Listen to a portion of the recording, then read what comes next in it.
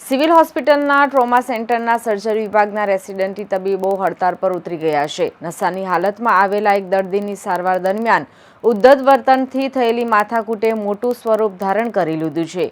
Resident તબીબો અને CMO વચ્ચે સુરક્ષા મુદ્દે તકરાર થયા બાદ હડતાળ પાડવામાં આવી છે.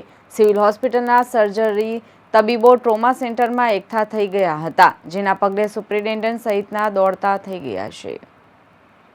ઉલ્લેખનીય છે કે સમગ્ર મામલે એક તપાસ કમિટી બનાવવાની બાંયધરી મળતા તબીબોની હડતાળ સમેટાઈ ગઈ હતી. મળતી માહિતી મુજબ ગત 2 ઓક્ટોબરની રાત્રે 108 એમ્બ્યુલન્સમાં નશામાં ધૂત દર્દીને સારવાર માટે હોસ્પિટલના ટ્રોમા સેન્ટરમાં લાવવામાં આવ્યો હતો, જે બાદ દર્દીનો કેસ પેપર કાઢી સર્જરી વિભાગમાં સારવાર માટે ખસેડવામાં આવ્યો હતો, જ્યાં નશામાં ધૂત દર્દીએ સર્જરી વિભાગના રેસિડન્ટ તબીબ સાથે ઉદ્ધત વર્તન કરતા વિવાદ સર્જાયો હતો.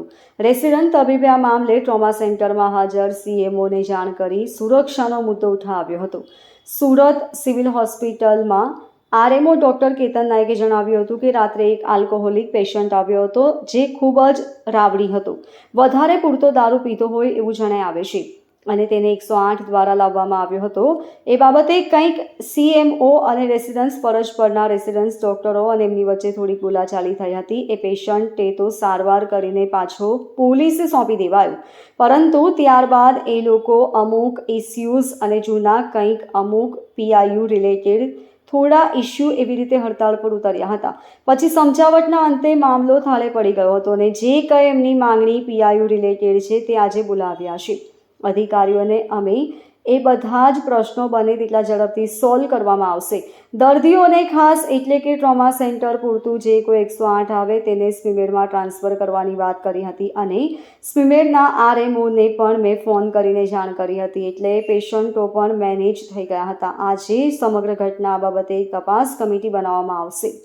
Bureau report LK star news, Surat. સાહેબ, સિવિલ હોસ્પિટલમાં ડોક્ટરોએ હડતાળ પાડી દીધી, શું આખી મેટર છે, કઈ રીતની ઘટના? રાત્રે કંઈક એક આલ્કોહોલિક પેશન્ટ આવ્યો હતો, જે ખૂબ જ રાવડી હતો, વધારે પડતા દારૂ પીધો હોય એવું જણાય આવે છે અને એને 108 દ્વારા લાવવામાં આવ્યા હતા. એ બાબતે કંઈક સીએમઓ અને રેસિડન્ટ ફરજ પરના રેસિડન્ટ ડૉક્ટરો અને એમના વચ્ચે થોડી બોલાચાલી થઈ હતી. એ પેશન્ટને તો સારવાર કરીને પછી પોલીસને આપી દેવામાં આવ્યો, પરંતુ ત્યારબાદ એ લોકો અમુક ઇસ્યુઝ અને જૂના કંઈક અમુક પીઆઈયુ રિલેટેડ થોડા ઇસ્યુ એવી રીતે હડતાળ પર ઉતર્યા હતા. પછી સમજાવટને અંતે મામલો થાળે પડી ગયો હતો અને જે કે એમની માંગણી પીઆઈયુ રિલેટેડ છે તે આજે બોલાવ્યા છે અધિકારીઓને અને એમાં એ બધા પ્રશ્નો બને એટલા ઝડપથી સોલ્વ કરવામાં આવશે. સાહેબ, ડોક્ટરો જે દર્દીઓ કરતા હતા એક બાજુ હડતાલ ડોક્ટરો કરતા હતા. દર્દીઓને ખાસ એટલે ટ્રોમા સેન્ટર પૂરતું જે કોઈ 108 આવે એને સ્વીમેરમાં ટ્રાન્સફર કરવાની વાત કરી હતી અને સ્વીમેરના આરએમઓને પણ મેં ફોન કરીને જાણ કરી હતી, એટલે એ પેશન્ટો પણ મેનેજ થઈ ગયા હતા.